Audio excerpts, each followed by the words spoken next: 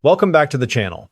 Before we dive into these strange, dark, and mysterious corners of today's story, I want to take a quick moment to say a massive thank you to all of you.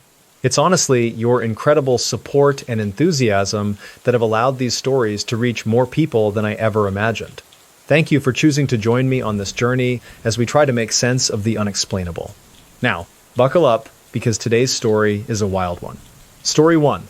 The Amityville Nightmare, 112 Ocean Avenue. In the winter of 1975, a 28-year-old man named George Lutz packed up his belongings to move into a beautiful Dutch colonial home on the water in Amityville, New York. He was a hard-working man with a loving wife named Kathleen and 3 young children. They were exactly where they wanted to be, doing exactly what any young family would do when they find their dream home at a price they could actually afford.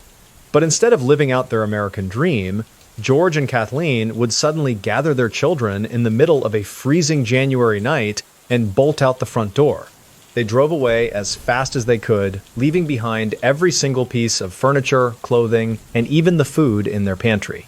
The mystery is not just what was inside that house, but why a family with every reason to stay would choose to become homeless in an instant. Tonight, I am going to tell you 10 stories about people who encountered the strange, the dark, and the mysterious in ways they never could have prepared for. But before we get into our first case, if you could please do me a huge favor. If you enjoy these stories, please offer to help the like button move into its beautiful new dream home, but then the second it hands you the house keys, I want you to sprint to your car and drive away. Also, if you wouldn't mind, please subscribe to the channel and leave a comment letting us know where in the world you are listening from today. We love seeing how far these stories travel across the globe. Now, let us get into our first story. The air inside the sewing room on the second floor didn't just feel cold, it felt thick, like the atmosphere was being weighed down by something invisible and heavy that shouldn't have been there. It started with a smell that didn't make sense for a house that had been scrubbed clean from top to bottom. It was the scent of rotting meat, cloying and sweet, like something had crawled behind the walls and died. But no matter how many panels George ripped open, or how much bleach Kathleen poured down the drains, the odor remained. It would drift through the hallways, settling in the back of your throat until you felt like you were choking. Then came the physical manifestations that defied any logical explanation George could come up with. He would walk into the kitchen and see a strange black substance oozing from the keyholes and the porcelain fixtures. It looked like oil, but it felt like cold, dead skin when he touched it.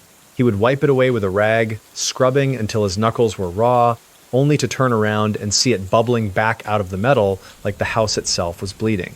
George Lutz was 32 years old and ran his own land surveying business. He was a practical man, a man of mathematics and physical boundaries who believed in things he could measure with a tape.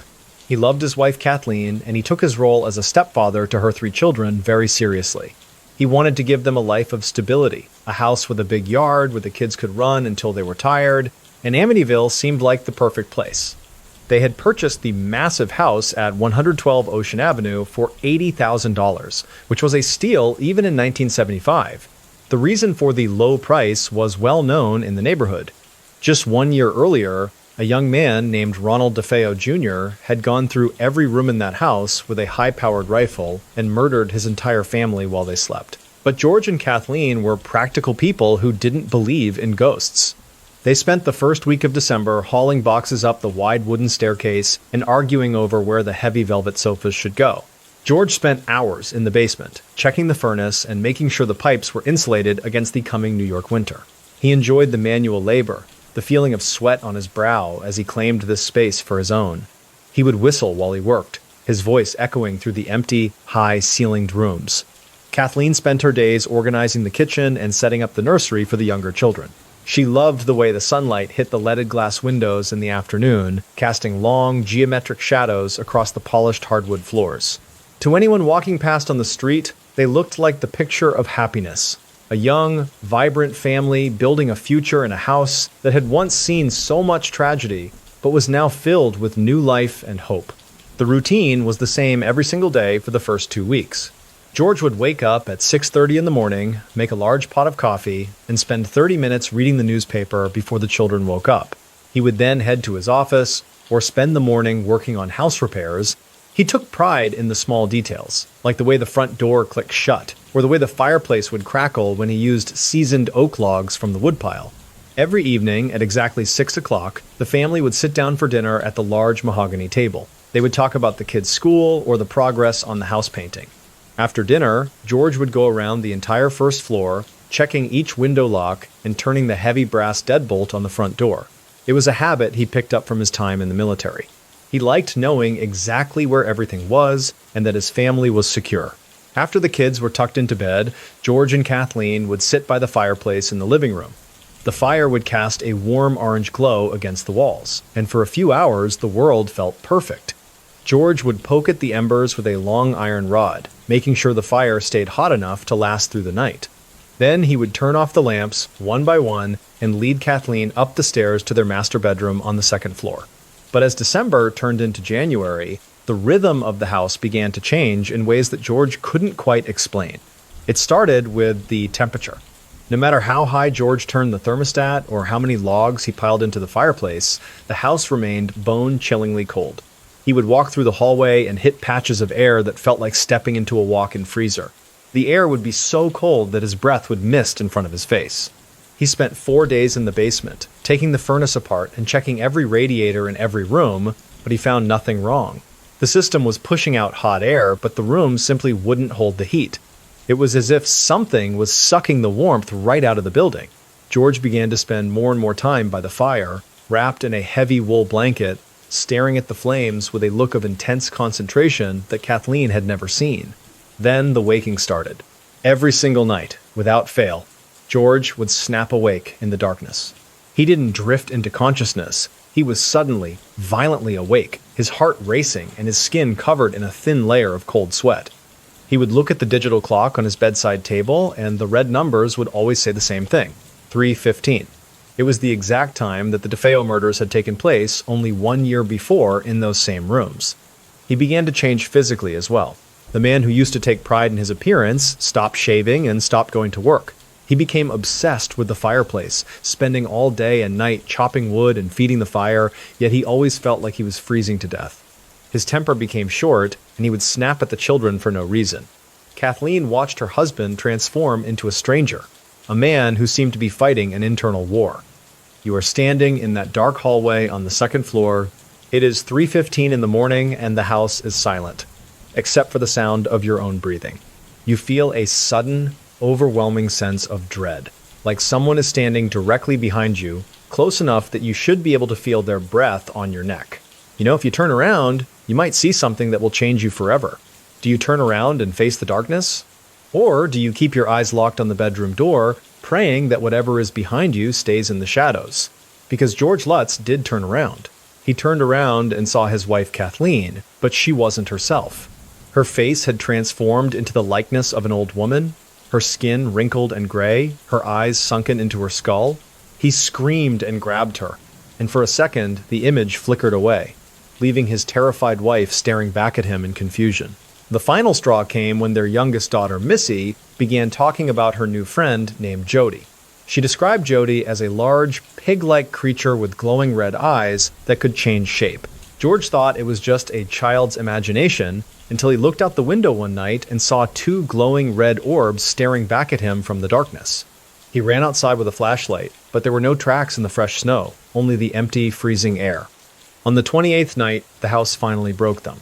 George woke up at 3:15 and saw Kathleen levitating above the bed, her body contorted in a way that should have been physically impossible.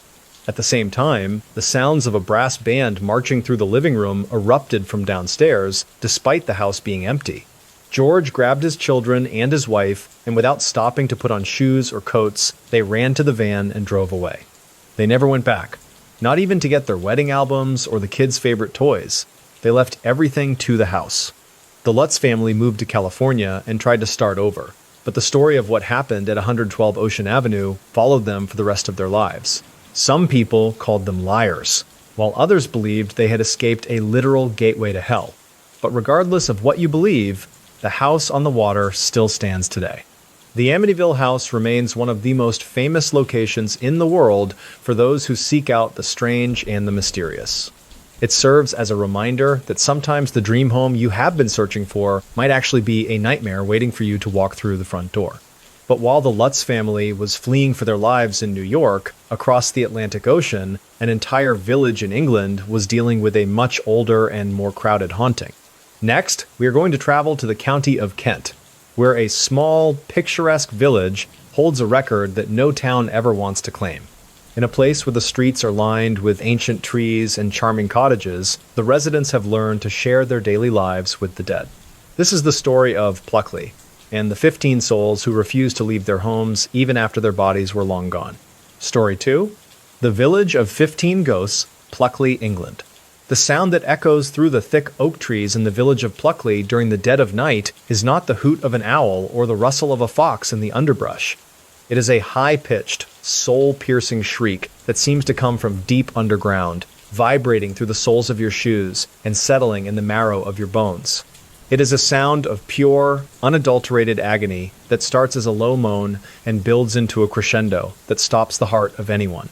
The air in this part of Kent feels heavy with a damp, clinging mist that never seems to fully evaporate, even in the height of summer. It carries the faint, metallic scent of old blood and the earthy aroma of freshly turned soil, like a grave that has just been opened. When you walk down the narrow, winding lanes after the sun has dipped below the horizon, the silence isn't peaceful. It is a deliberate, watchful silence that feels like a physical weight pressing. The fog wraps around the ancient stone cottages like a cold, wet shroud, obscuring the path ahead and making the familiar landmarks of the village look like distorted, threatening shapes. You can hear the distant drip of water from the eaves of the Black Horse Inn, but between those drips there is a rhythmic thudding sound, like a heavy object swinging from a rope in the wind. It is a place where the veil between the living and the dead isn't just thin, it is shredded. Thomas Thorne was 52 years old and had lived in the village of Pluckley his entire life. He was a man of steady habits and quiet disposition, working as a local groundskeeper for the parish.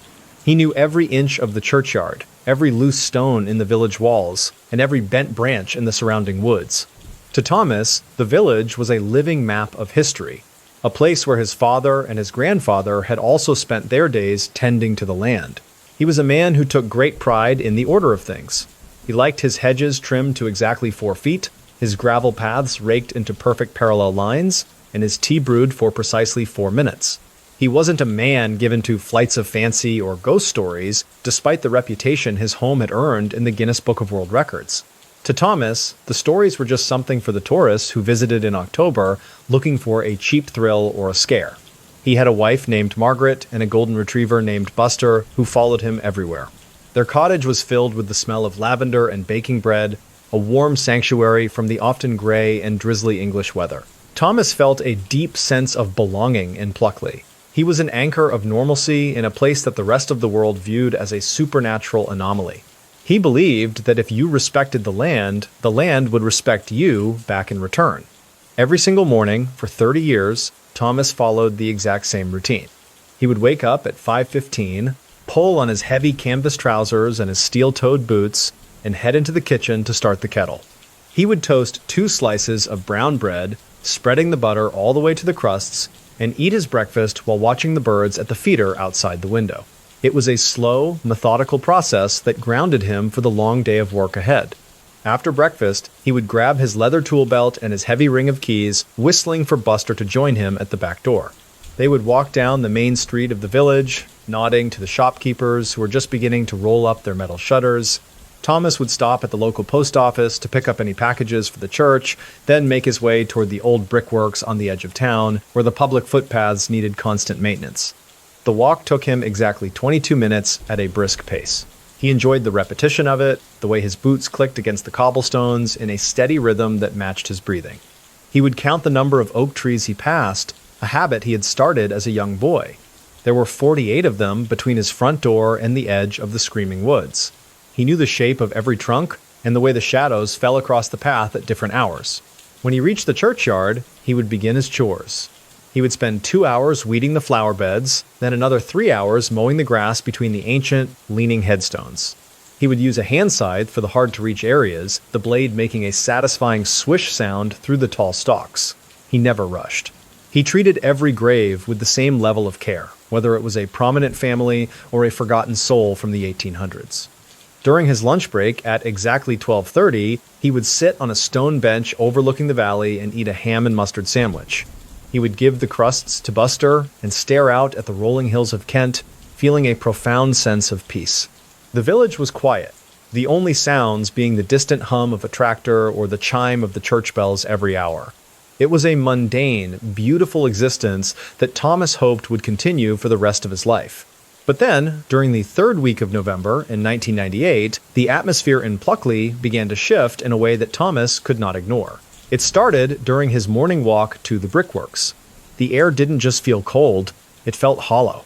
Buster, who usually ran ahead to chase squirrels, began to stay glued to Thomas's heel, his tail tucked between his legs, and a low, continuous growl vibrating in his throat that made the hair on Thomas's neck stand up. Thomas noticed that the birds had stopped coming to the feeder at the churchyard. The silence was no longer the peaceful quiet of the countryside, it was the suffocating silence of a room where someone has just died. On Tuesday of that week, as he was raking the path near Fright Corner, he saw a man standing under the large elm tree. The man was dressed in clothes that looked like they belonged in the 1800s, with a tattered coat and a wide-brimmed hat. Thomas assumed it was an actor or a historian, so he raised his hand in a polite wave and said good morning. But the man didn't move. He didn't even seem to breathe. As Thomas walked closer, the man simply vanished. Not like a puff of smoke, but like a television being turned off. 1 second he was there, solid and real, and the next, there was nothing but the empty air and the sound of the wind. Thomas stopped raking, his hands trembling slightly on the wood. That night, for the first time in his life, Thomas couldn't sleep. He lay in bed listening to the house settle, but then he heard a sound that didn't belong in his cottage. It was the sound of a woman's silk dress rustling against the floorboards in the hallway. He knew it wasn't Margaret, because he could hear her steady snoring beside him. The sound moved past their bedroom door and toward the stairs, accompanied by the faint, sweet scent of crushed rose petals. You are standing at the edge of the old brickworks clay pit, just as the sun is beginning to set. The sky is a bruised purple color, and the shadows are stretching out like long, thin fingers across the ground. You hear a sound coming from the base of the brick wall that shouldn't be possible. It is a muffled, rhythmic pounding, like a man's fist hitting solid stone. It is slow at first, but then it becomes faster and more desperate, as if someone is trapped just inches away. The air around you suddenly drops 20 degrees, and your breath comes out in thick, white clouds. You feel a sudden, sharp pain in your ears, a pressure that builds until you want to scream. You look at the wall and you see the mortar between the bricks beginning to crumble and fall away, but there is no wind and no one is there. Do you run back toward the lights of the village? Or do you stay to find out who is trying to get out from behind that wall of ancient brick? Thomas Thorne didn't run. He was a man of the land, and he felt a responsibility to whatever was happening. He walked toward the sound, his flashlight beam cutting through the gathering gloom. As he reached the wall, the pounding stopped abruptly. He held his breath, listening to the silence. And then, from directly in front of his face, a voice whispered his name. It wasn't a human voice. It was a dry, rasping sound, like dead leaves blowing across a pavement. The bizarre reveal came when Thomas began to research the history of the brickworks. He discovered that in the late 1800s, a local bricklayer had been working on a new kiln when a massive interior wall had collapsed without warning. The other workers had searched for him for hours, but they never found his body. They assumed he had run away to escape his debts. But as Thomas looked at the modern repairs on the wall, he realized the truth was much darker. The bricklayer hadn't run away. He had been pinned behind the falling masonry, still alive but unable to move or cry out loud enough to be heard over the roar of the machinery. His co-workers had simply built the new wall right over the top of him, sealing him into a tomb of clay and stone while he was still breathing. The screaming and the pounding that people had reported for over 100 years wasn't a ghost story. It was the echo of a man's final, terrified moments. Thomas realized that the 15 ghosts of Pluckley weren't just legends. They were a collective memory of the village's violent and tragic past. The highwayman at Fright Corner, the red lady in the churchyard, and the screaming man at the brickworks were all tethered to the spots where their lives had been cut short. Thomas never looked at his village the same way again. He still did his chores, but he did them with a heavy heart, knowing he was walking over the dead. He eventually retired and moved away, unable to bear the weight of the silence in Pluckley any longer. The The village continues to be a destination for those who seek out the paranormal, but for those who live there, the ghosts are just a part of the landscape, like the oak trees and the mist. But while the spirits of Pluckley are trapped in the open air of the countryside, there is another place where the dead are confined to the darkness beneath the city streets. Next, we are going to travel north to the city of Edinburgh, Scotland. Deep beneath the bustling modern streets lies a network of stone vaults that were once home to the most desperate and dangerous people in the city. In the absolute darkness of these underground chambers, a different kind of entity waits for those who are brave enough to enter. This is the story of the Southbridge Vaults, and the malevolent spirit that the locals simply call Mr. Boots. Story 3. The Shadow of Mr. Boots, Edinburgh Vaults. The air inside the Southbridge Vaults in Edinburgh doesn't just feel old. It feels recycled, like it has been trapped in a stone lungs for over 200 years, and is slowly being exhaled back into your own. It carries a heavy, suffocating scent of wet limestone and ancient, oxidizing copper that sticks to the back of your throat. Every time you take a breath, you can taste the dampness, a cold and metallic flavor that reminds you that you are 40 feet below the sunlight.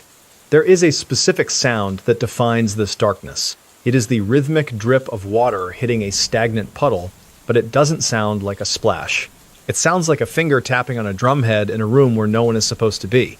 Between those drips, the silence is so absolute that you can hear the blood rushing through your own ears, a low humming vibration that makes you feel like the walls are slowly leaning inward, closing the distance between the stone and your skin.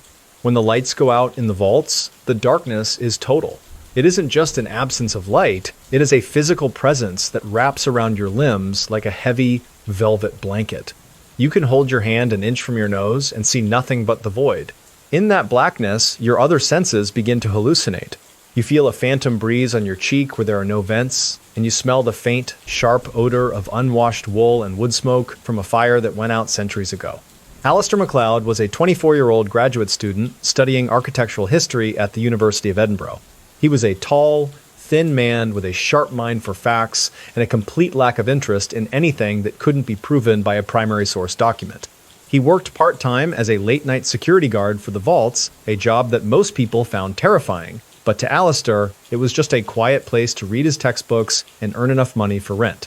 He grew up in a small town in the Highlands where stories of kelpies and ghosts were as common as the rain, but Alistair had never bought into any of it.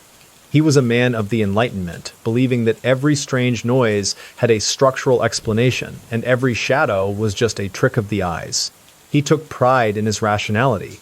While other guards would hurry through their rounds with their hearts pounding, Alistair would take his time, admiring the craftsmanship of the stone. He lived in a small studio apartment filled with stacks of old books and maps. His life was organized, predictable, and devoid of drama. He liked the feeling of the heavy iron keys in his pocket and the solid weight of the professional-grade flashlight on his belt. To him, the vaults were just a fascinating engineering project that had gone wrong in the late 18th century. He was the anchor of normalcy in a place that the city's tourism board marketed as a gateway to hell.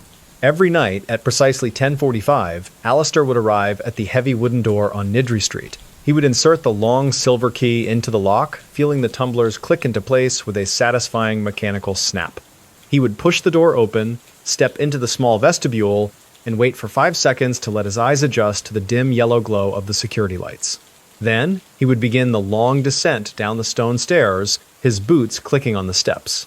He would walk past the first set of chambers, which were used for storage by local businesses, and head toward the deeper vaults where the dampness was most severe. His routine was ironclad.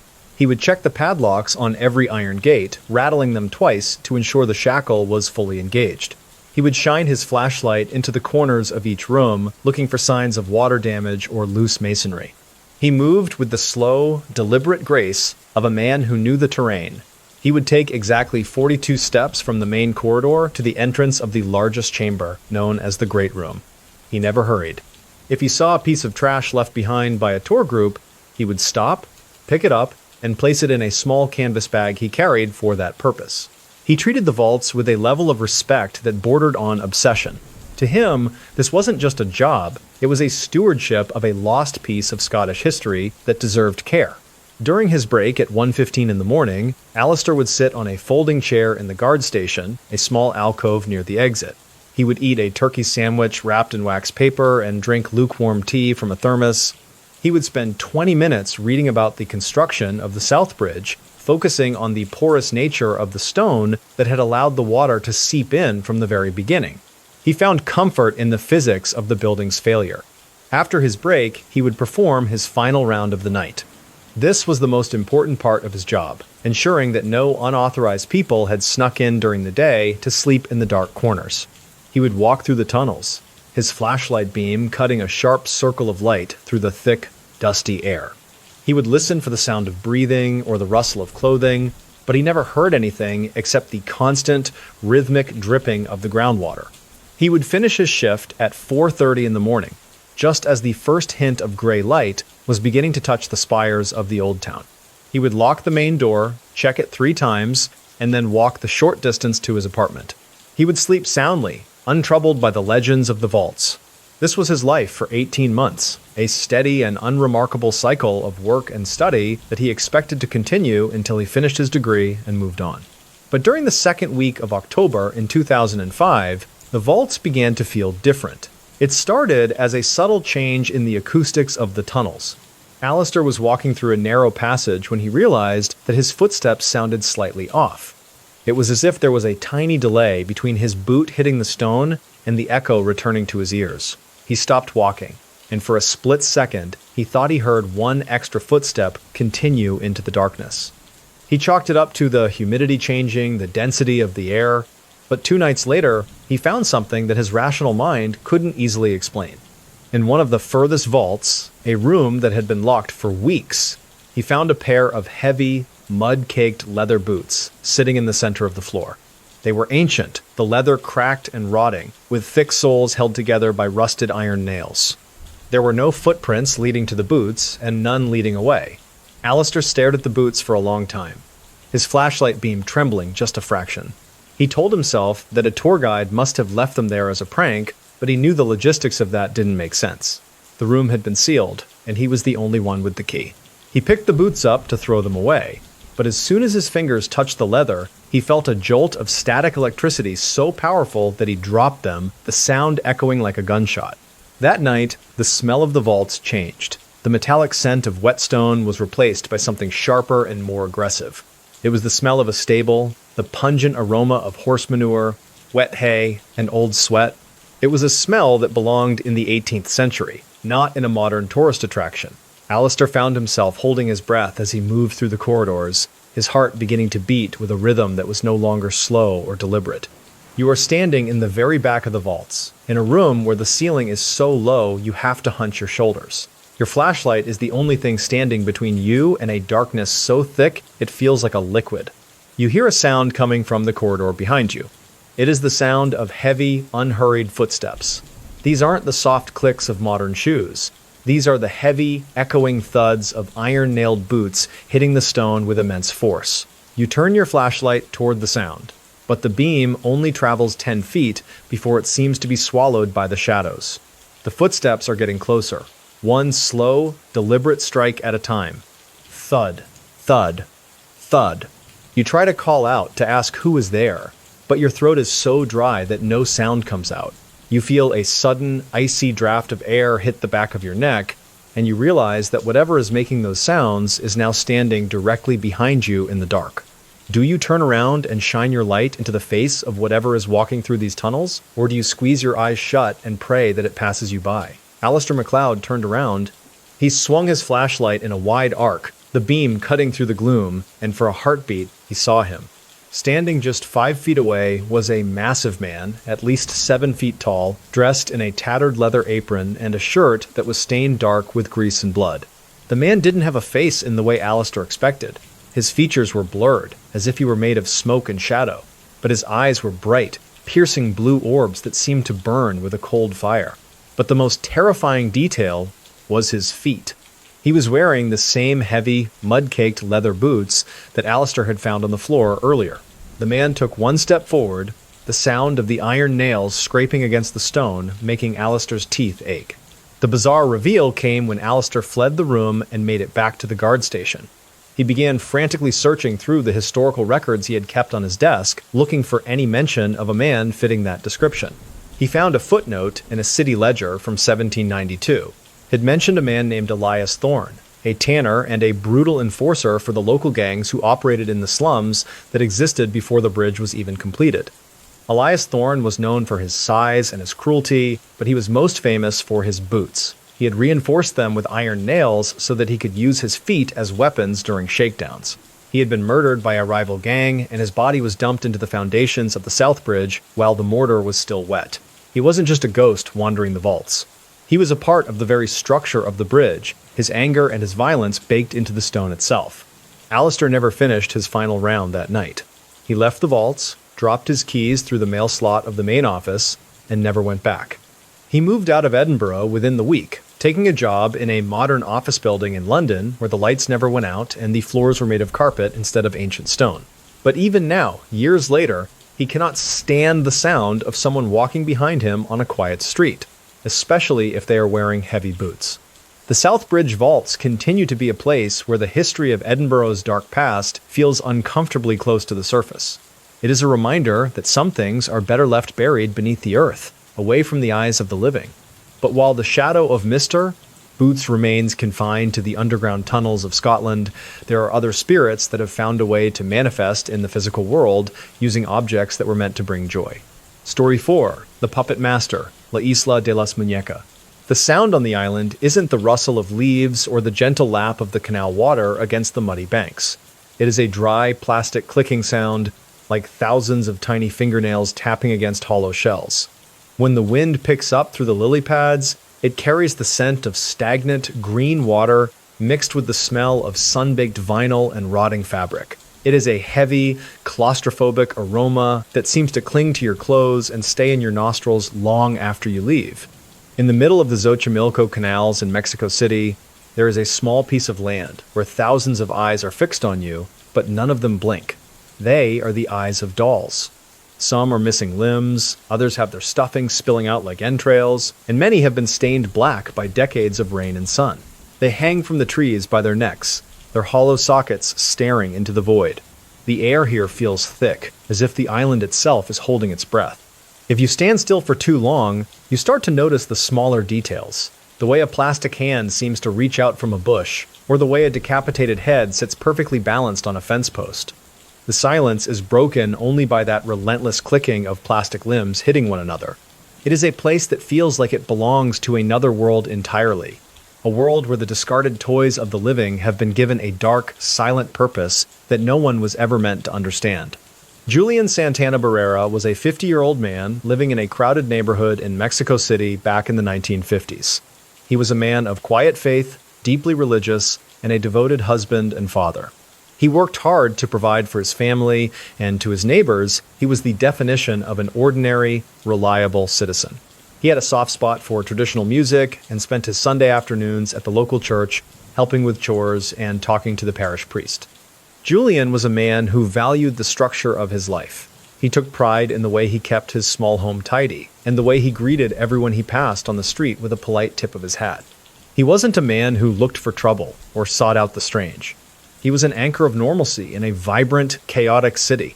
But underneath that calm exterior, Julian felt a growing pull towards something he couldn't explain, a need for a kind of solitude that his life didn't allow. He began to spend more time alone, staring at the canals that wound through the city like ancient veins. He told his wife that he felt the city was becoming too loud, that the voices of thousands of people were starting to drown out his own thoughts. He started talking about the chinampas, the floating gardens built by the Aztecs centuries ago, as if they were calling to him. He was a man on the verge of a total transformation, but at the time, everyone just thought he was tired. One morning, without warning or explanation, Julian walked away from everything. He left his wife, his children, and his stable life in the city to move to a small, isolated chinampa deep in the heart of the Xochimilco canals. He didn't take much with him, just the bare essentials and a few religious icons. He wanted to be a hermit, to live off the land and find a peace that the modern world had denied him. He built a small hut of reeds and wood and began to grow vegetables. For years, Julian's life followed a strict, repetitive rhythm that would have driven most people insane.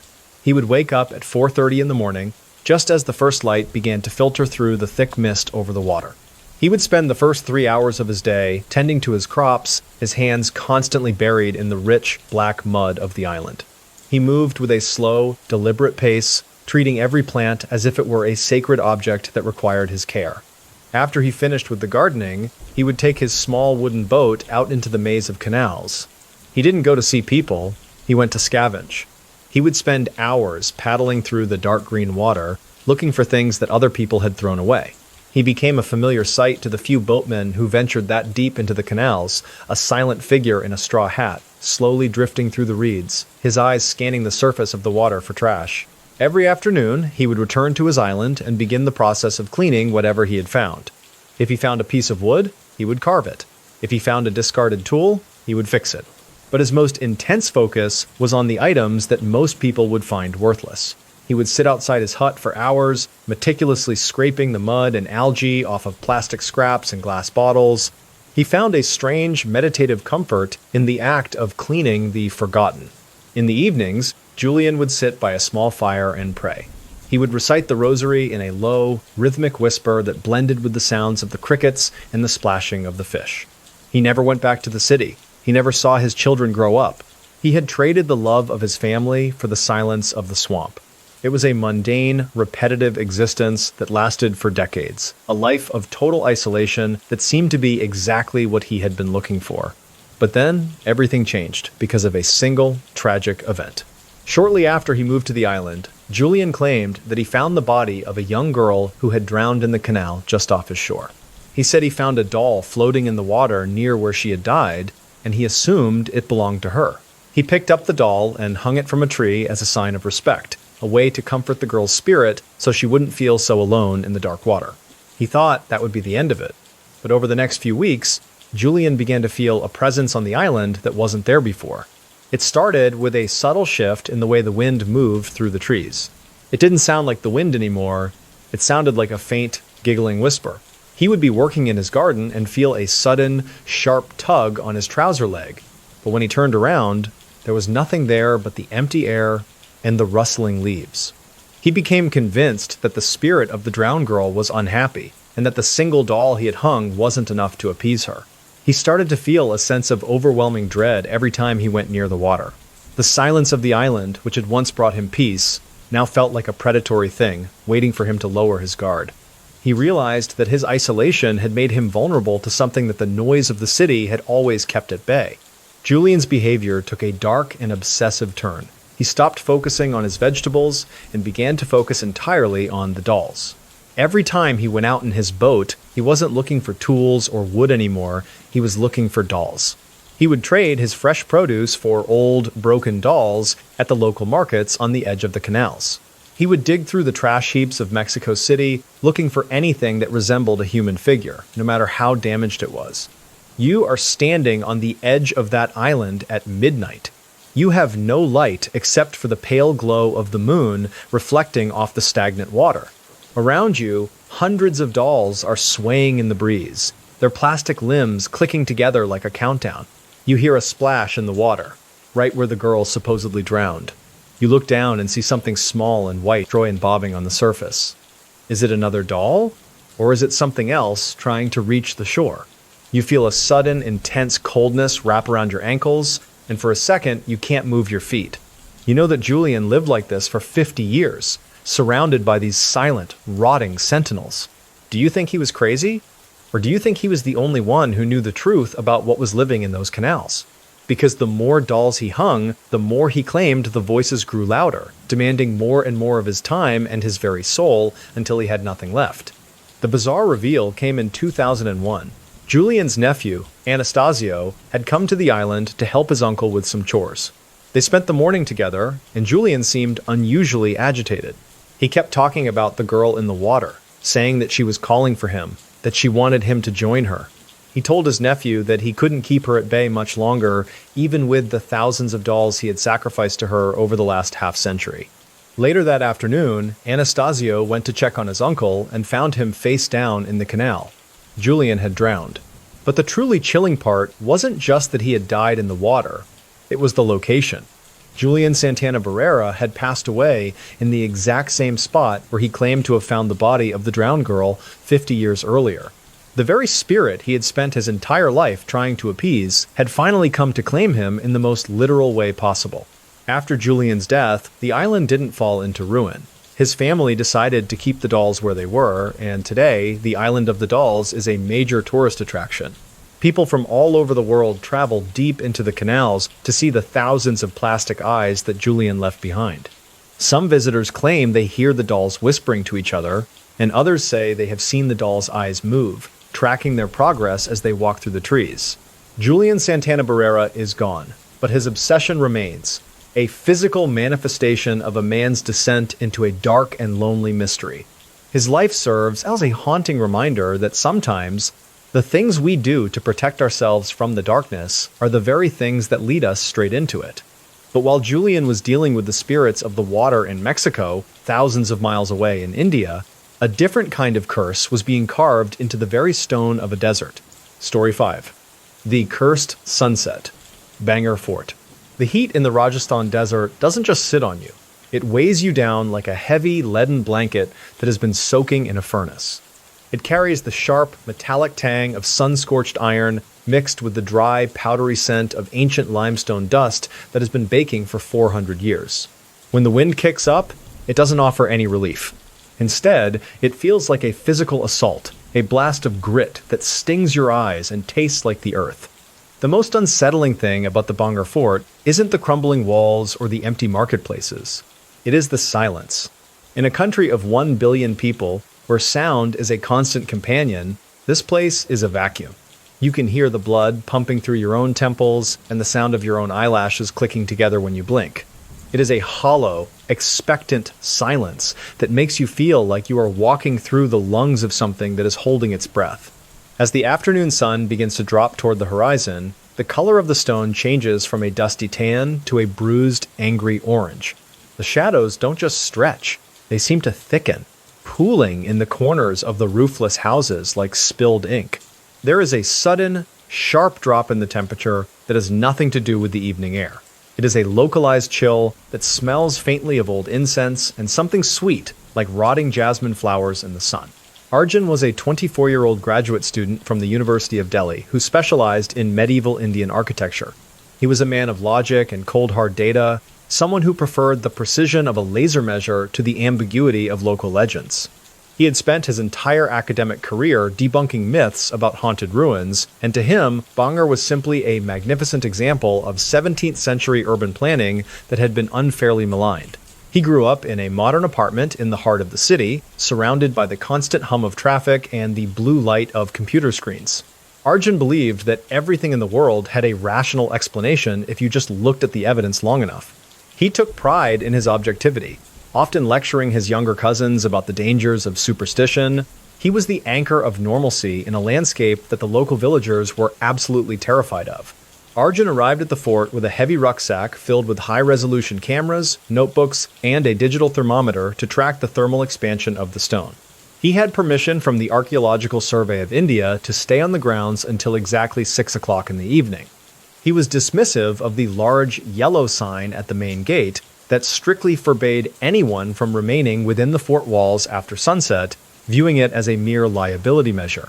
Every morning for 2 weeks, Arjun followed the exact same routine with a level of discipline that bordered on obsession. He would wake up at 5:45 in his small guest house in the nearby town, drink a cup of black tea, and check his equipment 3 times. He would then ride his motorbike down the dusty path, arriving at the Hanuman gate just as the first light of dawn was hitting the temple spires. He moved with a sense of purpose and total calm. His work was a slow and repetitive process of documentation. He would start at the northern edge of the marketplace, measuring the dimensions of every single stone stall. He would spend 4 hours on a single row of shops, recording the height, width, and depth of the masonry. He moved his tape measure with a steady hand, marking the numbers down in his ledger with a sharp pencil. He found a deep, meditative comfort in the mathematical repetition of the task. After he finished the measurements, he would begin the photography. He used a tripod to ensure that every shot was perfectly level. He would take 12 photos of a single archway, moving the camera precisely 3 inches to the left for each shot to create a perfect composite image later. He would spend 30 minutes waiting for a single cloud to pass so the lighting would be consistent. The world outside the fort ceased to exist while he was in this rhythm. During his lunch break at exactly 12:45, Arjun would sit in the shade of a large banyan tree in the center of the courtyard. He would eat a simple meal of flatbread and lentils from a metal container, drinking lukewarm water from a plastic bottle. He would stare at the massive stone palace that loomed over the city, admiring the way the stairs climbed the hillside. To him, it wasn't a cursed tomb, it was a masterpiece of human engineering and design. In the afternoons, he would climb to the upper levels of the palace to study the royal living quarters. He would use a soft brush to clear away the bird droppings and dust from the intricate carvings on the pillars. He would spend hours tracing the patterns of the lotus flowers and geometric shapes with his thumb, feeling the texture of the history beneath his skin. It was a mundane, quiet existence that reinforced his belief that the fort was just a beautiful, empty shell. But on the final day of his research, during the last week of October, the atmosphere inside the fort began to shift. It started at 4:15 in the afternoon, a full hour and 45 minutes before the mandatory exit time. Arjun was in the dancers' hall when he noticed that his digital thermometer was behaving strangely. The screen was flickering, the numbers jumping from 98 degrees to 42 degrees in a matter of seconds, then back up again. He tapped the device against his palm, assuming the battery was failing from the heat, but then he noticed the silence. The green parrots that usually shrieked in the trees had gone completely quiet. The small gray squirrels that scurried across the ruins were nowhere to be seen. It was as if every living thing had suddenly vanished from the fort. Arjun stood in the center of the hall, his heart giving a small, sharp tug against his ribs that he quickly dismissed. As he began to pack his gear, he saw a figure standing in the doorway of the queen's chamber. It was a man, dressed in a long, dark robe that seemed to absorb the light around it. Arjun assumed it was a local villager who had snuck in, so he called out a greeting in Hindi. The man didn't respond. He didn't even move. He just stood there, his face obscured by the deep shadows of the stone lintel. When Arjun blinked and looked again, the doorway was empty. Arjun felt a sudden, cold sweat break out across his shoulder blades. He checked his watch and realized it was 5:55. He had 5 minutes to reach the main gate before the sun dipped below the mountain and the guards locked the heavy iron chains. He began to walk quickly, his boots crunching on the dry gravel with a sound that seemed much louder than it should have been. Every time he stepped, he felt like he was being followed by something just out of sight. You were standing in the middle of the empty marketplace, halfway between the palace and the main gate. The sun has just touched the edge of the mountain, and the light is fading into a deep, sickly purple. You hear a sound coming from the ruins of the shops to your left. It is a soft, rhythmic clinking, like the sound of glass bangles hitting each other. It is accompanied by a low, melodic chanting in a language you don't recognize, but it sounds like a prayer. You turn your head toward the sound, and for a second, you see the marketplace as it was 400 years ago. The stalls are filled with silks and spices, and the empty windows are suddenly full of life. But then the image flickers, and you see the truth. The people aren't real. They are gray, withered shapes with hollow eyes, and they are all turning to look at you. Do you stop to try and understand what you are seeing? Or do you run for the gate as fast as you can? Arjun ran. He didn't look back. Even when he heard the sound of footsteps sprinting behind him, the bare feet of many people slapping against the hot stone, he reached the Hanuman gate just as the guards were swinging the massive wooden doors shut. He dived through the narrowing gap, his rucksack catching on the wood before he yanked it free. He fell onto the dusty road outside, gasping for air, as the heavy iron bolt slid into place with a final echoing thud.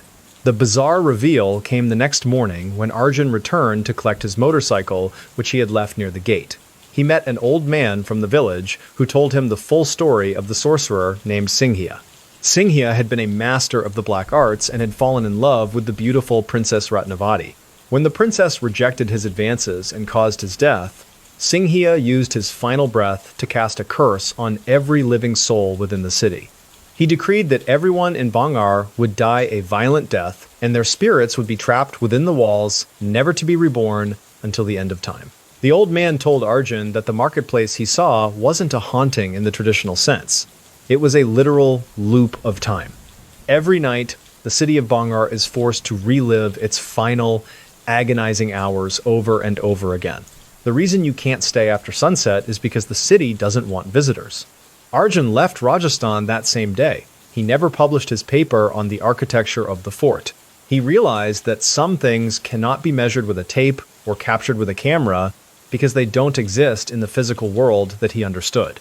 He returned to Delhi and changed his field of study to modern urban planning, moving away from the ancient ruins that had nearly claimed him. But even now, he cannot look at a sunset without feeling a cold, sharp dread. Bangar Fort remains one of the most mysterious and feared locations in all of India. It stands as a silent monument to the power of a dying man's words and the thin line between history and horror. It is a reminder that there are places in this world where we are not welcome, where the past refuses to stay buried.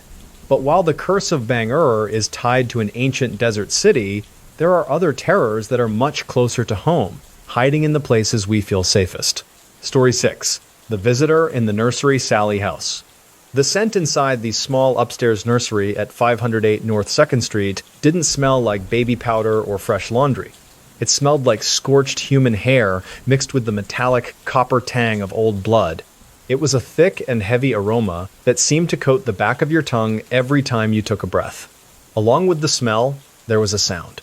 It was the faint, rhythmic scratching of fingernails against the inside of the closet door. This wasn't the sound of a mouse or a settled floorboard. It was deliberate, steady, and slow. If you pressed your ear against the wood, you could hear a low and wet breathing on the other side, like someone was gasping for air through a throat filled with fluid. The air in the room would suddenly drop 30 degrees, and you would see your own breath misting in the dim light of the plastic nightlight. It was a room that felt like it was waiting for a tragedy to repeat. When the sun went down in Atchison, the house felt like it was shrinking. The walls seemed to move closer together, and the shadows in the corners became so dark they looked like physical objects you could touch. You would hear a child's soft giggle coming from the empty hallway, but when you turned on the lights, there was nothing but the floral wallpaper and the quiet hum of the refrigerator downstairs. It was a place where your own home felt like a hungry predator. Tony Pickman was a 24-year-old artist with a sharp eye for detail and a very grounded personality. He didn't believe in the supernatural, and he certainly didn't believe in haunted houses. He was a tall man with a calm demeanor who took great pride in his ability to fix things and provide a stable life for his wife, Deborah. They were expecting their first child, a son, and they had just moved into this charming white house to start their new journey. Tony spent his days working on his illustrations and his evenings renovating the nursery. He was the kind of man who liked to double-check the locks and make sure the pilot light on the stove was always blue. He was a practical, hands-on person who saw the world in terms of light and shadow, not spirits and demons. To Tony, the house was just a structure of wood and brick that needed a little love and a new coat of paint to become a perfect family home. He loved the way Deborah looked when she was decorating the baby's room, her face lighting up as she picked out curtains and soft rugs. Tony felt like he had finally achieved everything he had ever wanted. He had a beautiful wife, a child on the way, and a house in a quiet neighborhood where people still waved to each other from their porches. He was the ultimate anchor of normalcy in a story that was about to become incredibly dark and very violent. Every morning at precisely 7 o'clock, Tony followed the exact same routine. He would wake up, kiss Deborah on the forehead, and head down to the kitchen to make breakfast. He would crack 4 eggs into a cast-iron skillet, the sound of the sizzle being the only thing he heard in the quiet house. He would toast 2 pieces of white bread and drink a large glass of orange juice while he looked over his sketches for the day. He liked the quiet predictability of it. After breakfast, he would head up to the nursery to work on the baseboards. He would spend 3 hours on his hands and knees, meticulously sanding the old wood until it was smooth as silk. He used a fine grit sandpaper and moved his hand in long, rhythmic strokes that felt almost meditative. He would count the number of passes he made with the paper, usually 20 per section. It was a slow and repetitive process that gave him a deep sense of satisfaction. He would take a break at 10:30 to check on Deborah and make sure she was comfortable. Then he would go back to the nursery and start the painting process. He used a soft blue color, and he would apply the paint with a roller in a steady up and down motion. He would listen to the sound of the wet paint sticking to the wall, a soft and rhythmic squelch that filled the room. He never rushed. He wanted everything to be absolutely perfect for when his son arrived. In the afternoons, Tony would sit in his studio and draw for several hours. He would sharpen his pencils to a fine point and focus on the tiny details of his characters. He liked the feeling of the lead scratching against the heavy paper. At exactly 6 o'clock, he would put his tools away, wash his hands, and head downstairs to help Deborah with dinner. They would talk about the future, about names for the baby, and about the life they were building together. Before going to bed, Tony would do a final sweep of the house. He would check the front door, the back door, and the windows in the living room. He would jiggle the handles twice to make sure the bolts were fully seated in the frames. He would turn off the lights one by one, watching the house go dark, before heading up the stairs to join his wife. It was a mundane and beautiful life that Tony expected to last forever in their new home on North 2nd Street. But during the second month of living there, the atmosphere began to shift. It started with the electronics. Tony would be working in the nursery and the radio would suddenly blast at full volume, only to cut out completely a second later. He checked the wiring and found no issues. Then, the toys they had bought for the baby began to move on their own. He would place a stuffed bear on the changing table, and 5 minutes later it would be sitting in the middle of the floor. Tony tried to rationalize it, telling himself that the house was old and the floors were uneven. But then, he started to feel like he was being watched. He would be sanding the wood and feel a sudden, sharp chill on the back of his neck. It felt like someone was standing inches away from him, staring at him with an intense and hateful focus. He would spin around, expecting to see a burglar, but the room would be empty and the door would be locked from the inside. On the night of the first physical attack, Tony snapped awake at 3 in the morning. He felt a searing, burning pain across his chest. He threw off the covers and ran to the bathroom, turning on the light. When he looked in the mirror, he saw 3 long and deep red scratches running from his collarbone down to his stomach. They looked like they had been made by a human hand with long nails, and they were red and inflamed, as if they had just been branded into his skin. He hadn't felt anything hit him, and there was no one else in the room except for Deborah, who was sound asleep. The scratches didn't just hurt, they felt like they were vibrating with a cold and malevolent energy. Tony realized in that moment that whatever was in the house didn't want them there. It wasn't just a presence or a shadow, it was an entity that was capable of causing physical harm, and for some reason, it had decided that Tony was its primary target. You are standing in the middle of that nursery in the dark. You can hear your wife breathing in the next room, and you know that your unborn son is resting safely inside her. You feel a sudden, sharp tug on your shirt, and then you hear a child's voice whisper the word daddy directly into your ear. But you know that your son isn't born yet, and there are no other children in this house. The air turns so cold that your skin starts to prickle, and your heart begins to race. You look toward the closet, and you see the door slowly creaking open, inch by inch. Do you run into the bedroom, grab your wife, and leave this house forever? Or do you walk toward that closet to protect your family from whatever's hiding in the dark? Because Tony Pickman decided to stay. He wanted to prove that he could handle whatever this was. But every time he tried to fight back, the attacks became more frequent and much more violent than they were before. The bizarre reveal came when they invited a medium to the house. The medium claimed that the entity was a young girl named Sally who had died in the house many years ago. According to local legend, a doctor named Finney had performed a botched surgery on a young girl without enough anesthesia, and she had died in agony on the operating table in that very house. At first, Tony felt sorry for her. He thought he was dealing with the spirit of a confused and hurting child. But as the attacks grew more vicious, the medium realized she was wrong. Sally wasn't a little girl at all. It was something much older and much darker that was using the image of a child to gain their trust and access to their lives. Every time Tony tried to show compassion, the entity would scratch him or push him down the stairs. It was a demonic presence that fed on his fear and his physical pain. The Sally persona was just a mask for something truly evil. The Pickman family eventually fled the house after a particularly violent night where Tony was nearly choked to death by an invisible force. They moved to a different part of town and eventually found peace, but the trauma of those months stayed with them forever. Tony still carries the scars on his chest, physical reminders of a battle with something he couldn't see. The Sally house remains one of the most haunted places in America, still drawing investigators today. The story of the Sally house is a terrifying reminder that our homes aren't always the sanctuaries we believe them to be. Sometimes the things that go bump in the night are actually looking for a way to pull us into the darkness with them. It shows us that evil can wear many faces, even the face of an innocent child. But while the terror in Kansas was confined to a single-family home, there are other places where the horror is built into the very foundation. Story 7. The Thousand Doors to Hell Luang Sewu. The air in the city of Semarang doesn't just hold moisture.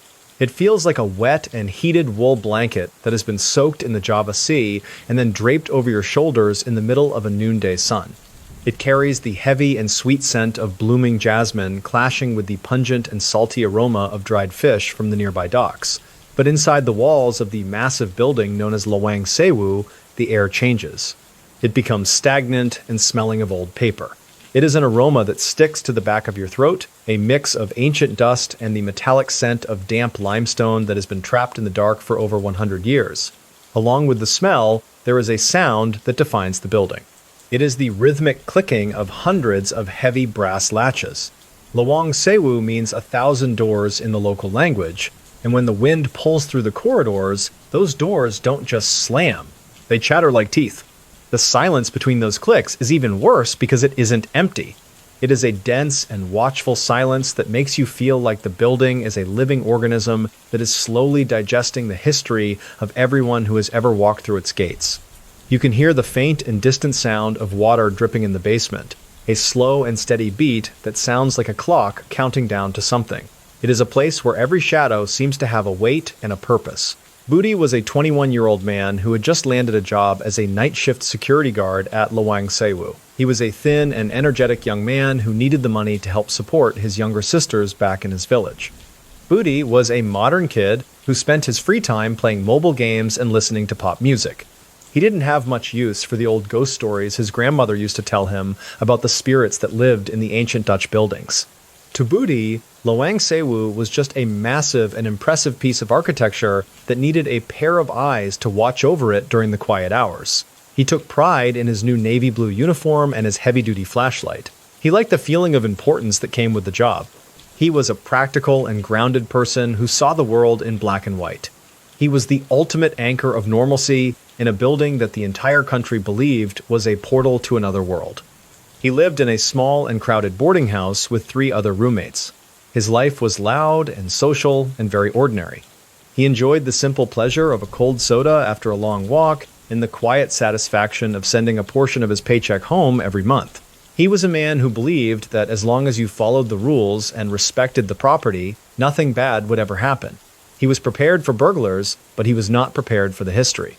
Every night at precisely 9 o'clock, Budi began his first patrol. He followed a very strict and repetitive routine that took him exactly 3 hours to complete. He would start at the grand entrance, checking the heavy iron gates and ensuring the padlocks were secure. He would then move to the first floor, walking down the long and echoing corridors. He would stop at every single door, reach out his right hand, and firmly jiggle the handle to make sure it was locked. There were hundreds of doors on the first floor alone. Budi would count them under his breath to keep himself focused. 1, 2, 3, 4. He would turn the corner and continue. 20, 21, 22. It was a slow and methodical process. He liked the rhythmic sound of his boots on the polished floor and the mechanical click of the handles. It made him feel like he was in control of the massive space. He never rushed, and he never skipped a door.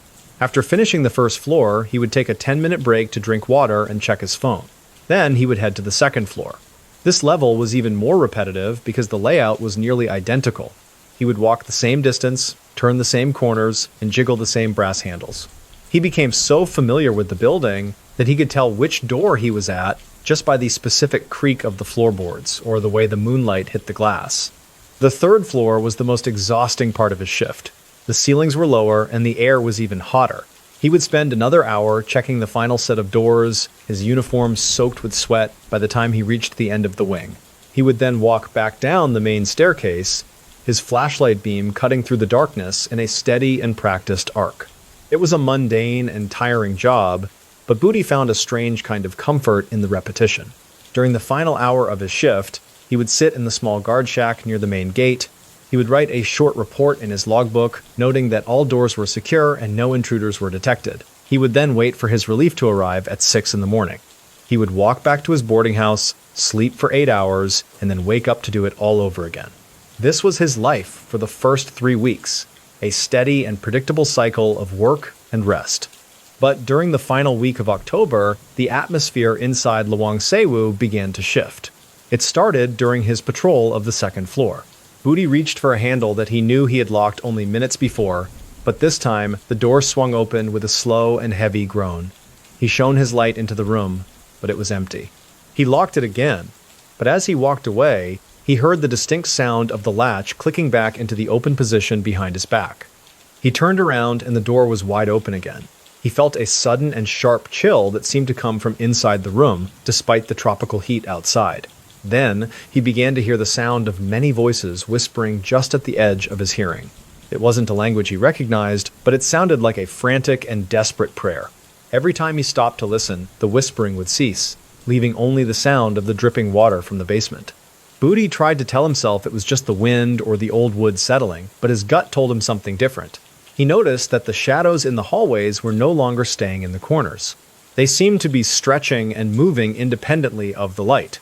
On Wednesday night, he was walking past a large and ornate mirror when he saw a woman standing directly behind him. She had long and black hair that covered her face, and she was wearing a tattered white dress.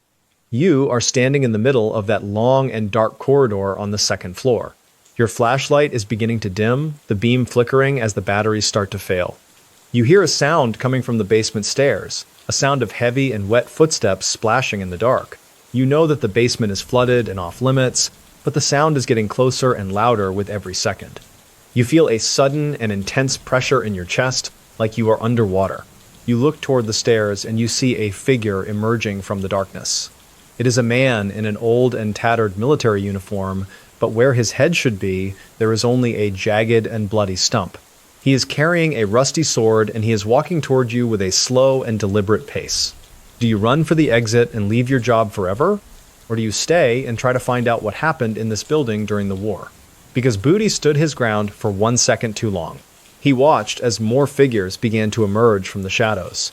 There were women crying and men with their hands tied behind their backs, all of them dripping with the foul and stagnant water from the basement.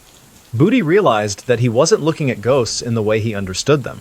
He was looking at a living recording of the horror that had taken place inside Lwangsewu during the Japanese occupation in the 1940s. He was seeing the victims. The bizarre reveal came when Booty finally gathered the courage to investigate the history of the basement. He found old records and local testimonies that explained the building's dark secret. During the war, the Japanese secret police, the Kempeitai, had used the basement as a prison. But it wasn't just a prison.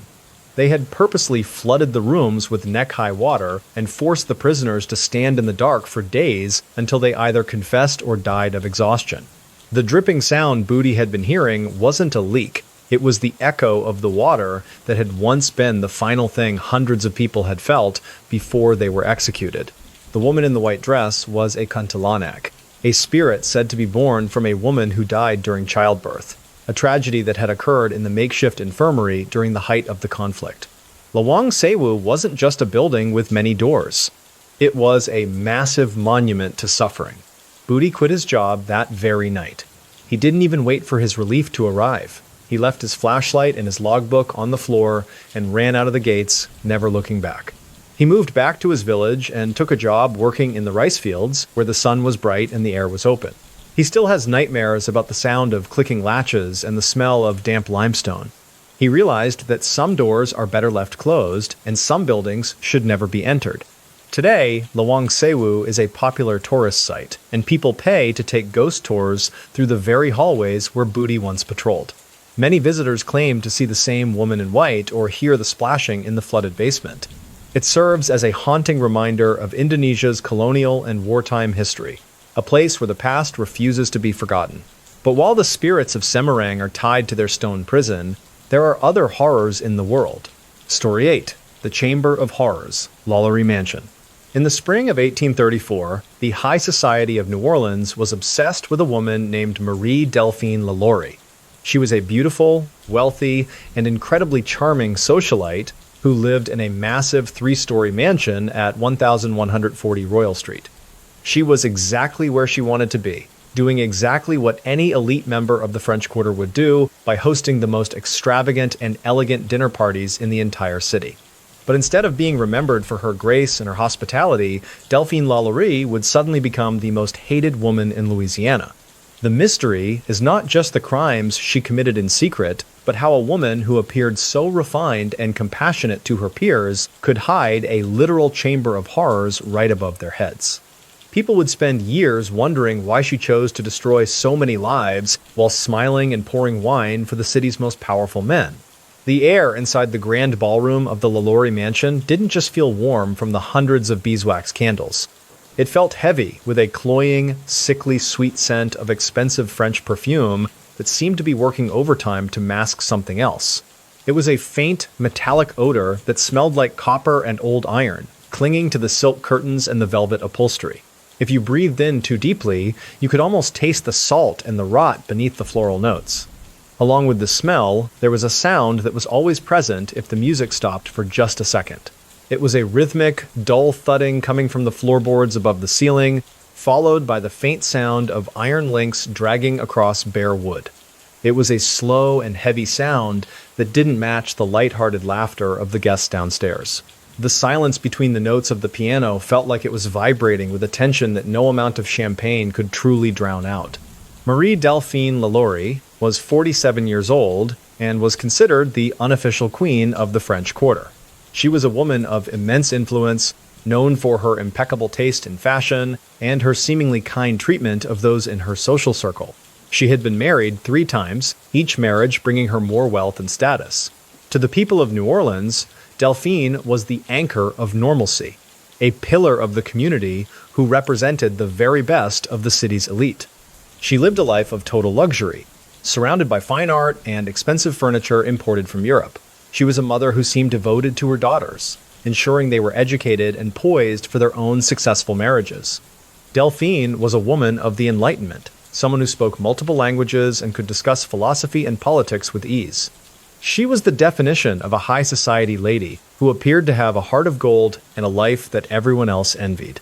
Every single afternoon before a major event, Delphine followed the exact same routine with a level of precision that was almost frightening. She would wake up at 10 o'clock, drink a small cup of dark chicory coffee, and spend 2 hours with her dressmakers. She would examine every stitch on her silk gowns, her fingers moving over the fabric with a slow and deliberate pace. She liked the feeling of the smooth material and the way it caught the afternoon sunlight in the mirror. After her fittings, she would begin the process of inspecting the mansion for the evening's festivities. She would start in the grand foyer, walking slowly across the checkered marble floor. She would stop at every single silver candlestick, reaching out her right hand to run a finger over the metal to check for dust. If she found even a speck of grime, she would stand perfectly still until a servant arrived to fix it. She moved with a silent and predatory grace through the halls. The dinner preparation was a slow and repetitive process that lasted for 5 hours. Delphine would stand in the center of the dining room while the table was set for 40 guests. She would watch as the fine china was placed on the lace tablecloth, counting the distance between the forks. 1 inch, 2 inches, 3. She would adjust the placement of a crystal glass by a fraction of a millimeter, her face showing no emotion but a cold and intense concentration on the detail. She would then move to the kitchen to oversee the menu. She would watch the head cook prepare the roasted meats and the complex sauces, the sound of the knives hitting the cutting boards being the only noise in the room. She would taste a single spoonful of the soup, swirling it around her mouth like an expensive wine. She never complimented the staff, she only offered a silent nod if it was acceptable. It was a mundane and repetitive cycle of perfection that she demanded. In the final hour before the guests arrived, Delphine would sit in front of her vanity and allow her servants to brush her long hair. She would count the strokes of the brush, exactly 100 per side. She would look at her reflection and practice her smile, the one that made everyone feel like they were the most important person in the room. It was a practiced and hollow mask that she wore with incredible skill. She was a master of the mundane, a woman of total control. But during the early months of 1834, the atmosphere inside the mansion began to shift in a way that the neighbors could not ignore. It started with the servants. People noticed that the slaves in the Lalaurie household looked different than those in other homes. They were gaunt, their eyes filled with a hollow and ancient terror that seemed to transcend physical hunger. They moved with a slow and hesitant gait, as if they were expecting a blow at any moment. Then came the incident with the young girl named Leah. A neighbor reported seeing Delphine chasing the 12-year-old girl across the courtyard with a whip in her hand. The girl was screaming in pure agony, her face contorted in a way that no child should ever be. To escape the woman, the girl climbed onto the roof of the mansion, and in a moment of total desperation, she jumped to her death on the cobblestones below. Delphine simply watched her fall with a blank expression. The police were called, and Delphine was fined, but her status and her wealth allowed her to keep her position in society. However, the rumors began to swirl like the thick fog of the Mississippi River. People talked about the screams they heard coming from the gakmai in the middle of the night, sounds that didn't sound like human voices anymore. They talked about the way Delphine would disappear for hours into the upper levels of the house, returning with blood on her hem. On the night of April 10th, 1834, the mansion caught fire. It started in the kitchen, and when the neighbors rushed in to help, they found the 70-year-old cook chained to the stove. She confessed that she had started the fire because she wanted to commit suicide rather than be taken to the upper room. She told the men that anyone who went to the gakmai never came back. The men looked at each other, then at the heavy oak door that led to the third floor. You are standing at the base of that narrow wooden staircase while the smoke from the kitchen fire begins to fill the hallway. You can hear the roar of the flames downstairs, but the sound coming from above the ceiling is even more terrifying. It is a low and collective moaning, a sound of hundreds of voices that have been stripped of their humanity. You feel a sudden and intense pressure in your chest, like the air in the house is becoming poisonous. Your heart begins to race. You reach the top of the stairs, and you see a heavy iron bolt on the outside of the door. Do you slide that bolt back and witness the truth of what your neighbor has been doing, or do you run out of the burning house and pretend you never heard the cries? Because the men of New Orleans broke that door down.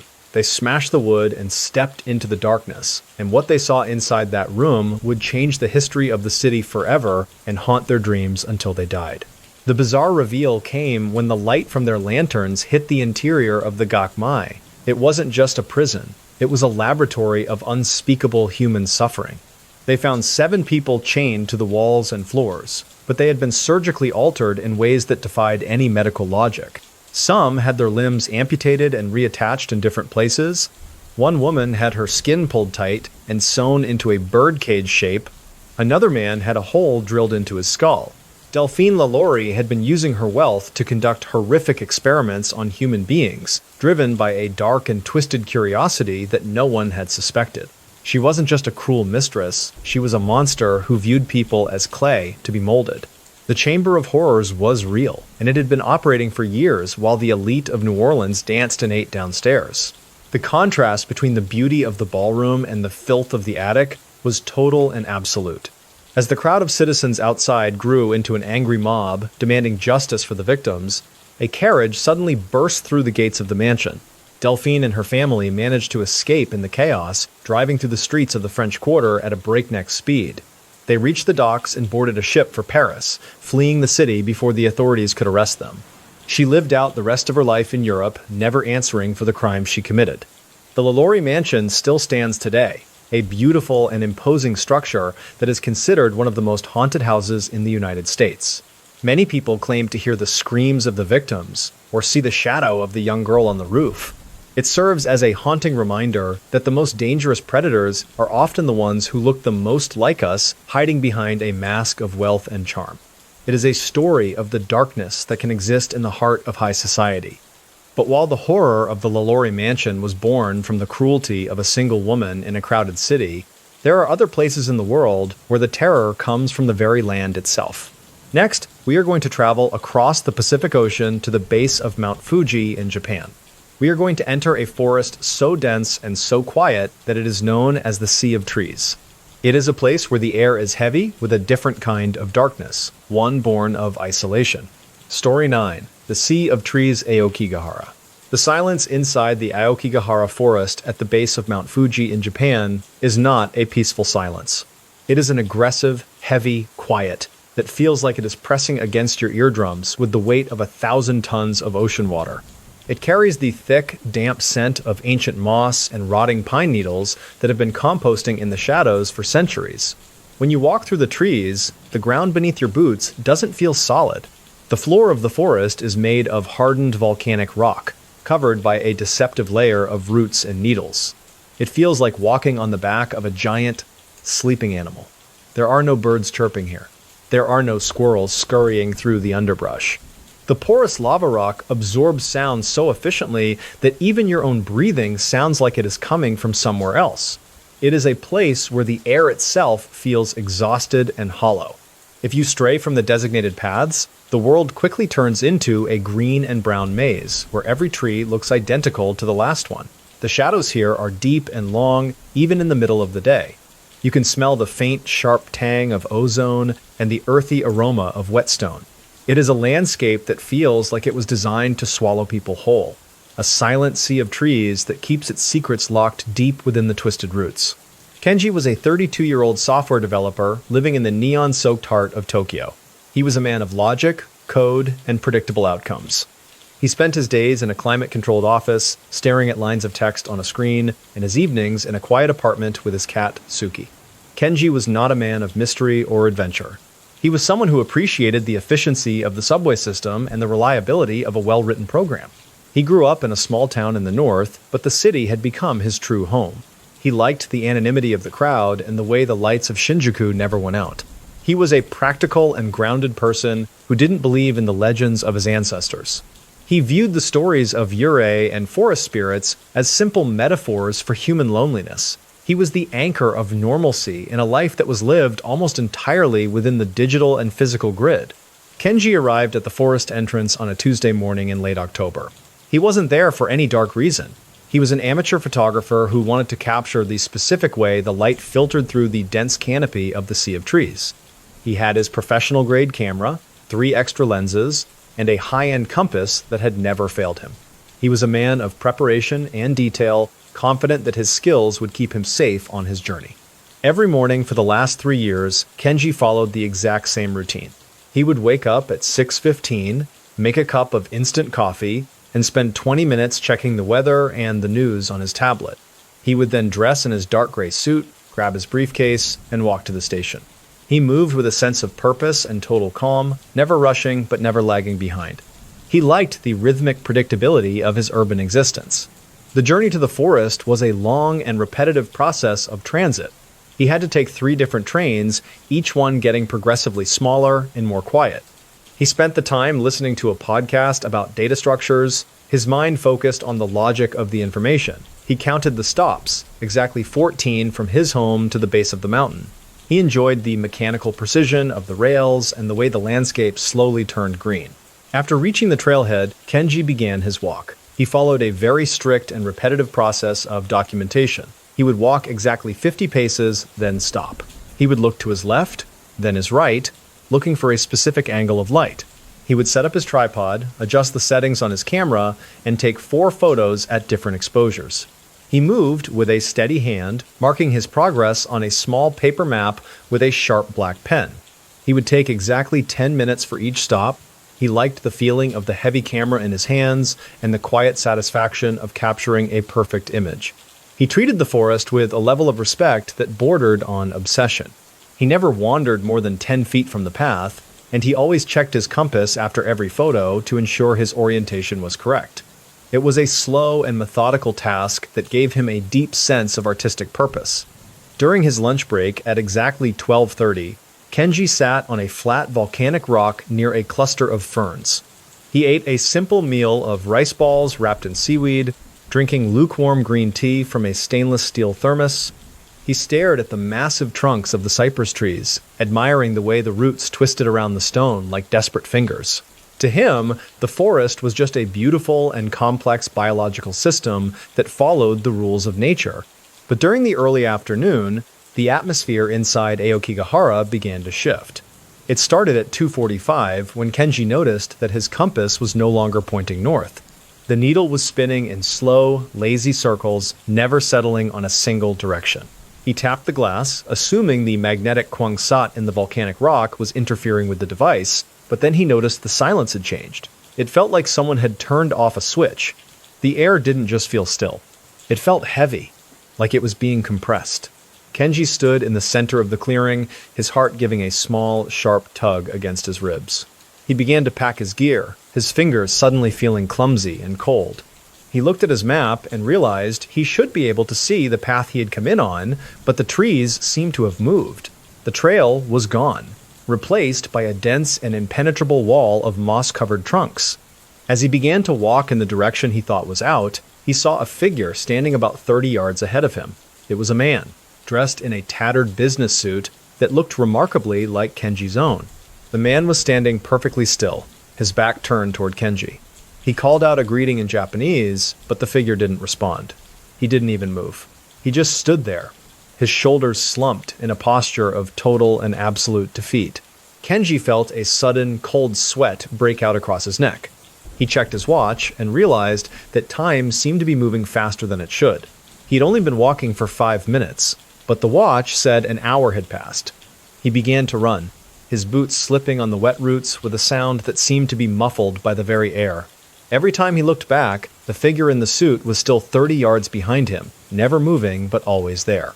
You are standing in the middle of that dense and dark forest where the light is fading into a bruised purple color. You hear a sound coming from the trees to your right. It is a soft, rhythmic whispering in a voice that sounds exactly like your own. It is reciting the lines of code you wrote yesterday, over and over again. You feel a sudden, intense pressure in your chest, like you are being squeezed by a giant hand. Your heart begins to race. You look toward the source of the sound and you see a white, translucent shape drifting between the trunks. It has no face, only a gaping hole where a mouth should be. Do you stop to try and help whatever is crying out, or do you run into the deeper darkness to escape the sound of your own voice? Because Kenji tried to run, but the forest didn't let him go. Every direction he took led him back to the same clearing and the same silent figure in the suit. The bizarre reveal came when Kenji finally reached the figure. He grabbed the man's shoulder and spun him around, expecting to see a stranger, but the face staring back at him was his own. It was a withered, older version of himself, his eyes filled with a hollow and ancient sadness. The figure didn't speak. It simply pointed down at the ground. There, buried under a layer of moss, Kenji saw his own camera, rusted and broken as if it had been there for decades. He realized in that moment that Aokigahara wasn't just a place where people went to die. It was a place where the forest fed on the loneliness and the routine of the living. It trapped you in a loop of your own making, forcing you to confront the emptiness you had built for yourself in the city. The figure wasn't a ghost. It was a physical manifestation of his own future, if he didn't find a way out of the sea of trees and the sea of people he lived in. Kenji eventually found his way back to the trailhead, but he was not the same man. He stumbled out into the sunlight just as the park rangers were about to close the gate. He was shivering, and his hair had turned white in patches, despite only being gone for a few hours. He left his camera and his lenses behind on the forest floor, a sacrifice to the silence. He returned to Tokyo, quit his job, and moved back to his village to be near his aging parents. The Sea of Trees remains one of the most haunted and misunderstood places in the world. It stands as a silent monument to the power of the mind and the terrifying weight of isolation. It is a reminder that the most dangerous traps are often the ones we carry within ourselves. But while the terror of Aokigahara is tied to the quiet of nature, there are other horrors that are built into the very concrete and iron of our modern and global history. Story 10. The Screams of Changi Old Changi Hospital. The air inside the abandoned corridors of the Old Changi Hospital in Singapore doesn't just feel humid. It feels thick and stagnant, like the atmosphere of a tomb that has been sealed for decades and then suddenly cracked open. It carries a sharp and clinical scent of long-expired antiseptic mixed with the heavy and sweet aroma of tropical rot and damp concrete. When you breathe, the air feels like it is coating your lungs with a layer of cold and invisible dust. There is a sound that haunts the empty wards of this building, and it isn't the sound of the wind. It is the rhythmic and metallic screech of a rusty gurney being pushed across a tiled floor. It is a slow and high-pitched sound that sets your teeth on edge and vibrates in the base of your skull. Between the screeches, the silence is heavy and expectant, as if the walls are listening for the cries of patients who have been gone for over 80 years. If you stand in the center of the old operating theater, you can feel a sudden and intense pressure in your ears, like the air has been sucked out of the room. The shadows here are darker than they should be, pooling in the corners and moving with a slow and fluid grace that defies the laws of physics. You can smell the faint and metallic tang of old blood, a scent that seems to rise from the very floorboards. It is a place where the past has never truly left.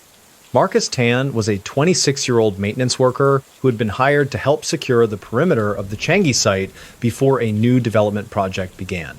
Marcus was a practical and hardworking man who didn't have any interest in the local ghost stories or the dark history of the Japanese occupation. He was a man of tools and physical labor, someone who spent his weekends working on his motorcycle and his evenings watching sports with his friends. He grew up in a modern apartment complex in the heart of the city, surrounded by the constant noise of the metro and the bright lights of the shopping malls. Marcus believed that every strange noise had a logical explanation, whether it was a loose pipe or a settling foundation. He took pride in his ability to solve problems with his hands and his mind. He was the anchor of normalcy in a place that the rest of Singapore viewed with a deep and ancient dread. He lived a quiet and unremarkable life, focused on his goals and his family. He liked the feeling of the heavy steel-toed boots on his feet and the weight of his tool belt on his hips. To Marcus, the old Changi Hospital was just another job, a massive and decaying structure that needed to be fenced off for safety reasons. He wasn't afraid of the dark or the stories of the shadow people. He was a man of the present, untroubled by the ghosts of the past. Every morning at precisely 8 o'clock, Marcus began his daily routine at the Changi site. He would start at the main gate, checking the integrity of the temporary chain-link fence and ensuring the padlocks were still in place. He would walk the entire perimeter, a journey that took him exactly 45 minutes at a steady pace. He moved with a sense of purpose and total calm, his eyes scanning the ground for any signs of trespassing or structural failure. After finishing the perimeter check, he would enter the main building to inspect the lower levels. This was a slow and repetitive process that required a high level of concentration. He would walk down the long and dark corridors, his heavy flashlight beam cutting through the thick and dusty air. He would stop at every single door frame, checking for cracks in the concrete or signs of sagging in the ceiling. He counted the rooms as he went, exactly 32 per wing. He liked the rhythmic sound of his boots on the debris-covered floor and the steady hum of his own breathing. He treated the building with a level of respect that was more about safety than superstition. He would use a small hammer to tap on the walls, listening for the hollow sound of a failing structure. He moved with a slow and deliberate grace, never rushing and never taking shortcuts. It was a mundane and tiring task that he performed with iron discipline. During his lunch break at exactly 12:30, Marcus would sit on the tailgate of his truck, which was parked near the old ambulance bay. He would eat a simple meal of chicken and rice from a plastic container, drinking a cold bottle of water while he looked out at the sea. He found the view peaceful and the ocean breeze refreshing after the stagnant air of the hospital. To him, the building was just an empty shell that was slowly being reclaimed by nature. In the afternoons, he would spend 3 hours reinforcing the plywood boards over the ground floor windows. He would use a heavy-duty nail gun, the sharp and mechanical crack of the tool echoing through the empty wards. He would place a nail every 6 inches, moving with a steady hand and a focused eye. He liked the feeling of the wood being secured against the frame, the physical manifestation of his work. It was a quiet and solitary existence that he enjoyed. Before leaving for the day at exactly 5 o'clock, Marcus would perform a final sweep of the first floor. He would check the main entrance, the side exits, and the access to the basement levels. He would turn off his flashlight and wait for 30 seconds, listening to the building settle in the cooling evening air. He never heard anything but the wind and the distant sound of the waves. This was his life for the first month, a predictable and steady cycle of work. But during the final week of his contract, the atmosphere inside the hospital began to shift. It started during his morning inspection of the 4th floor. Marcus was walking past the old maternity ward when he noticed that the temperature had suddenly dropped. His breath began to mist in front of his face, despite the tropical heat outside. Then, he heard a sound that didn't make sense. It was the sound of a woman crying, a soft and rhythmic sobbing in the corner. He shone his light into the room, but it was empty. The sound stopped immediately, leaving only the ringing in his ears. Then, he began to see things in his peripheral vision. He would be nailing a board and see a tall and dark figure standing at the end of the hallway. When he turned his head, the figure would be gone. He noticed that his tools were starting to move on their own. He would leave his hammer on a crate, and 5 minutes later, it would be gone. Marcus tried to rationalize it, telling himself that he was just tired or that the shadows were playing tricks on his eyes. But on Thursday night, he found something that he couldn't explain. He was doing his final sweep when he found a set of bloody handprints on the wall of the old morgue. They were fresh, and the blood was still wet, dripping down the concrete in long and dark streaks. There were no footprints leading to the wall, and no one else in the building. You are standing in the middle of that dark and echoing hallway on the ground floor. Your flashlight is beginning to flicker, the beam growing weak as the batteries start to fail. You hear a sound coming from the basement stairs, a sound of many boots marching in perfect unison on the concrete. You know that the basement has been sealed for years, but the sound is getting closer and louder with every second. You feel a sudden and intense pressure in your chest. You look toward the stairs, and you see a line of figures emerging from the darkness. They are men in tattered military uniforms from the 1940s, their faces gaunt and their eyes hollowed out. They are carrying rifles, and they are walking toward you with a slow and mechanical pace. Do you run for the exit and never look back, or do you stay and try to understand the history of this place?